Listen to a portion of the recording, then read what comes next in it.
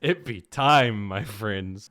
I'm about to bury this. I'm here to talk today about an attempted murder on the prog metal genre. This Avenged Sevenfold album is a crime. It's not something that we should be taking lightly, but we'll get into that. So, Avenged Sevenfold, love them or hate them, they're one of the biggest metal acts out there. Very influential in the scene. I've had my fair share of experience. My current partner, Ash Upperchop, as you know her, it was the one who introduced this band to me when I was 13. Where I was just a young lad. As we know, I am a avid listener. Here's my flex section, my friend. So this band has a quite storied history. They've got a ton of albums, I tell you. I wasn't a big fan of the first album, Sounding the Seventh Trumpet, but, you know, as far as debuts go, it's not bad. Waking the Fallen was an immediate follow-up, which was great. I've grown a little out of that album, but at the same time, I'll acknowledge its impact. City of Evil was a masterpiece. That was a fantastic album. The self-titled album, this is a masterclass in how to do it, how to make commercial rock music and commercial metalcore. And they also inspired a lot of metalcore bands to start doing it later in life. Nightmare, my favorite. This is the last album that the Rev was a part of. He made a lot of the arrangements and everything. His unfortunate passing meant that most of the, like a lot of the songs were dedicated to him or had his inflection in some way. It was kind of a tribute album by the end of it. After that, they did Hail to the King. I call it their Black Album because it's basically them stealing off of bigger acts. It's still an enjoyable album. I still like it, but it's blatant. Like, This Means War is just sad but true. Doing Time sounds like a Guns N' Roses song, and so on. Then they went into a different era with The Stage. They surprise dropped that around the same time as North Lane dropped Mesmer, so I had these two albums in repeat, which I quite enjoyed. The Stage. I didn't mind it. It was a bit strange, but at the same time, you know, it was a nice step away from their sound. I didn't listen to Diamonds in the Rough. I thought that was a compilation album, and I was sorely mistaken. That brings us to Life Is But a Dream. Starting off with the first single, Nobody. As soon as that dropped, I was like, They don't want to do metal no more. They want to mature as artists. They want to try something new. And holy shit, did they ever. I tell you, the first time hearing Nobody was one of the biggest double takes I had to do musically. I was like, really? That's how you do it? Okay. Then way later on, when they announced the album, We Love You came out, and that cemented it. At that moment, I knew this wasn't going to be a metal album. This was just going to be some weird fucking prog rock, prog metal fusion album that it's not going to work very well. Sure enough, I was right. Talking to the songwriting of the album, it's written to be a prog rock album and prog metal album, so don't go into this expecting your standard Avenged Sevenfold business. That's the easiest way to start accepting this album. Don't go into it thinking it's normal.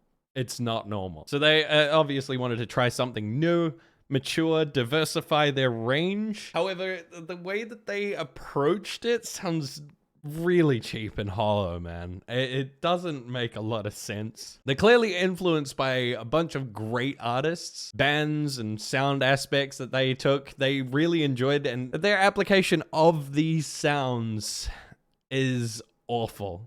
It falls flat on its face most of the time. It sounds shoehorned, forced, and just... It's a mess. It's a mess. It's best described as a mess. There are songs that you can kind of move past on it for like one or two sections, but then there's always this one aspect of the album that'll just grab you and just be like, hey, remember, we're fucking weird. We're not doing it for any reason. We're just doing weird for the sake of weird. Some of the things, like the vocal lines, make no sense. Little to no sense, really. They come off annoying, pretentious, paired with these lyrics that are just, you know, they're trying to be poetic as possible, but I don't feel like they're saying anything of value.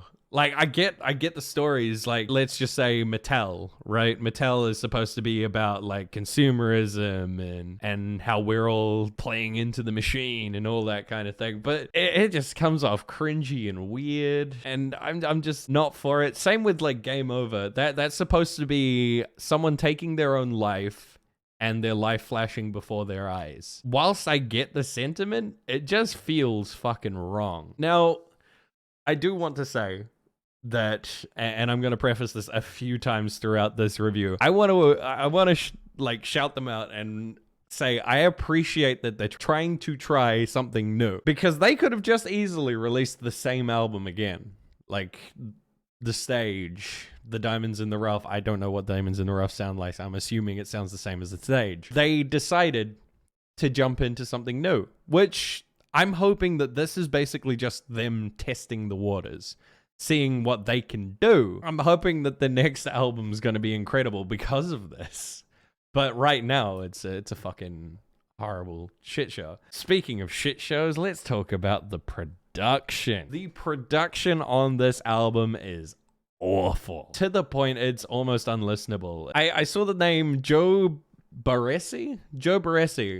I feel like he fucked them up, but it isn't surprising from him because his last work was Slipknot's The End So Far, which is another album that I don't think I enjoyed very much. It has a weird aspect to start off, and I was hoping that they were going to play into that, but they didn't. They just had Slipknot with bad production. Let's go a little deeper into that. The guitar tones, they have like some little fat areas, like let's say in We Love You, the More section, there's this one fat riff that they'll do, or like in Easier, there's a real fat section that they do that's really cool. But as soon as they get into the mix, they just they feel very thin and very small in the mix. It doesn't feel like they have much body to them, like in, let's say, their other albums, like Hail to the King, Nightmare. Even The Stage was better. The panning sections are interesting as well, because they don't center a lot of stuff and build off of that. They pan things hard, right? Like there'll be like an acoustic guitar in one of your ears and then like synths in your other ear, and it's a production choice, and bands like Van Halen have been successful from that, so I can't say I blame them for it, but at the same time, in this situation, their mix isn't big enough for them to carry that sound. The drums, oh my god. The drums are weak and lifeless. I would say the kick is the best part about it. It's punchy as shit. It's got a lot of attack on it, but the snare is missing. That shit is missing. It's like as soon as he hits it, it's like the equivalent of a wet piece of cardboard. Like, I've never heard it sound that bad, and this is from a band that has 8 albums. Well, 7 albums leading up to this point. This is the 8th. It baffles me that their label isn't paying for better producers. There is also super trilled hi-hat sections that are fucking way too loud. Turn them down. I get that Wackerman's an incredible drummer, but like, he's been a great addition to the band. He was the best possible person that they could have picked up, but they did him so dirty in this mix. The vocal, whilst M Shadows, I gotta give him credit. He is an incredible vocalist. This is not his best showing. He sounds off-key in a lot of sections. I know that's probably just to be weird for the sake of weird, but then there's also sections that just feel lifeless and hopeless, and he doesn't inspire much hope for this album, especially in the first 2 showings of the singles. To give examples of sections, there's a dog shit like Game Over, Mattel, We Love You, even things like Beautiful Morning. It's strange. I don't get the choices. Also, his screams are weak, but he's never been the best screamer. I know that the Rev handled a lot of the screams back when they did have a lot more screams in their albums. There's been good performances from M Shadows, like on God Hates Us. I don't actually know if he was the one screaming on that, but I'll give him credit until I'm proven wrong. The synths and orchestral pieces, they're very strange. that, again, I know that they're trying to be a prog album, but they take you completely out of the experience. They're put way too high in the mix, and not only that, there are so many risers. Stop with the risers. They are not a cheap way to use a transition. I've used them myself. I get it. They're fun. But these ones sound completely out of place. There are things that I like the song Cosmic. It's an incredible ballad, but it gets overtaken by a riser dead in the middle. Like, I don't understand it. The transition would have been so much better without it. Also, shout out the goofy ass horn section in Nobody. That shit is ass. Let's get into the songs. I'll do a rundown. Game Over. I felt like this was them trying to rejig like an old sound, City of Evil type thing, or like I Want to Be Slayer type beat. It doesn't really do anything as an opener. It did prepare me for how disjointed, how broken it's going to be. But all around, it's a shitter. It is a shitter for an opener. Mattel, I think is bad, but I expected it to be bad. A follow-up to a song like Game Over, that makes a lot of sense. A lot of sections of that were just cringy, and like the lyrics, the Plastic Daisies lyric, man, every time I hear that, I just die a little bit inside. Before I go on from Mattel, I did have a good synth section at the end. Nobody, the first single, as we talked, I don't think it's as bad as some of the shit on this album. It really set the tone and got me worried for the album, though. It doesn't really go anywhere or do anything. The sound is dog shit. Please turn the fucking hi-hat down and get rid of that. Get rid of the goofy ass horn section. The solo is cool, though. It is fantastic. Sinister carries this album, I tell you that much. Okay, on to We Love You. What the fuck is that intro, man? Why are there just like this fucking out of tune section? I get that they're using weird chords and all that, but it just, and he cuts out his vocals to make it sound cool, but it just sounds like he's got a wonky XLR chord. The More riff, I'll give it that. I'll give it the More riff. That riff is fantastic, but the transitions give you whiplash for zero reason. They want to be weird and avant-garde, but I'm not sure they know how. Really. Now, Cosmic, here we go. This review's much like the album. It's about to take a 90-degree turn. This is the best song on the album. This is a classic ballad with great sections. It feels purposeful. It still suffers from a bit of the common traits of the album. Like I mentioned earlier, there was the riser, and there's some looping guitar solo at the end. But this song alone, it really is carrying this album on its back. Beautiful Morning is a forgettable B-side with an almost Korn vibe to it. They switch time signatures and tempos to try to be weird and avant-garde again, but it just, it just is what it is. It's just there. Nearing the middle, they sound like they got into like some Mike Dean type thing with a psych rock aspect, and then they go back to the same riffs, but with a sick ass solo this time. This song doesn't do much, but it's got some good ideas in it. Easier.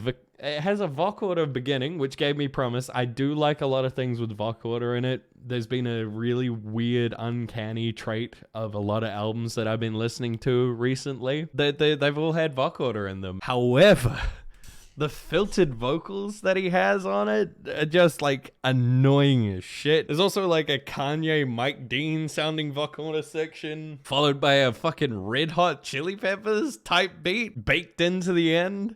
It was kind of funny, so it made it enjoyable because of how fucking dumb it was. The song itself starts with this fat ass riff. Unfortunately, doesn't really get played into nearly as much as it should. Now, going into the God section, they just have to mention God every fucking 5 minutes because, they're pseudo holy. The first song, G, I titled this Between the Avenged and Sevenfold to mock them for sounding like Between the Buried and Me, or let's say Devin Townsend, Dream Theater, those kinds of things. It sounds like a very modern prog rock metal song. I think that I would normally love it, but it just feels forgettable. The backup singers on the end were a very nice addition to it, but they are mixed again horribly. The next one is Ordinary with the O in parentheses. I labeled this one as Get Lucky. So there's auto-tune, which they're not necessarily opposed to. They have done it in the past. They've done it with Lost. I've also labeled 808s and Heartbreak here because the vocal line sounds like 808s and Heartbreak over a Daft Punk type beat. It's kind of fun. I'll be honest, it's kind of fun. I'm surprised how much that it feels like Kanye has influenced the metal scene. This God section has kind of taken the album in a 90-degree turn from what it was and started to melt out a few more ideas that actually might be slightly interesting. But again, suffers from strange decisions, and not only that, instead of listening to this song, Random Access Memories does exist. So why would I choose this song over them? They don't give me any reason to. And now Death with D in parentheses to complete the God trilogy. I labeled that in that Theater Kid 1940s Sinatra type bag. I kind of like what they did there. Like, they kind of laid it back a little bit, and it does feel like a finale. I'll give them that. It does well to top off the album because it feels like it is the last song in the album, and we'll get into that in just a second. It makes it feel like you've been on a journey, but the only real journey was kind of the God section, if I'm honest. Now, Life is But a Dream at the end is kind of a piano epilogue, if you will. It feels like an epilogue. It doesn't feel like the last song on the album by any means. It just feels like an epilogue. It's kind of just a great piano instrumental. It feels like a wind down. They don't do anything silly to mess it up. They just let it play out. They just push you out. And I'm so happy that they did that because it was great. To get into my favorite song, yes, I said song on the album, Cosmic. That is the only one I will be taking away from this album because Cosmic is fantastic. I wanted to add Ordinary in there, but again, like I said, Daft Punk's Random Access Memories does exist, so there's no fucking point. My least favorites are Game Over, Mattel, Nobody, We Love You, and G. So obviously, in summary, I'm gonna give it an avoid. There's no fucking way I'm giving it anything other than an avoid. If you want your number score, 2 out of 10. I don't think that this is any good. However, I will fucking say I really do appreciate that they didn't do a Metallica and go back to like just the same sound and keep recycling this old sound. Like, I really, really appreciate them for trying something new. And whilst this might be a dog shit attempt at it, they did take that risk, and I appreciate them for that. We need to give them props for taking risks and jumping out there and doing something different. However, when it comes to prog rock and metal, if you're out there in that world, listen to Between the Buried and Me, Sixth, The Contortionists, Disperse, Tosca, R.I.P. They're all available, and I'll just end up listening to them to get what I want out of this album. There's a way of tastefully doing all of this, and this isn't it. This is far from good, but I do hope that it means that the next album that they release is going to be fantastic. There we go. 2 out of 10, my friends.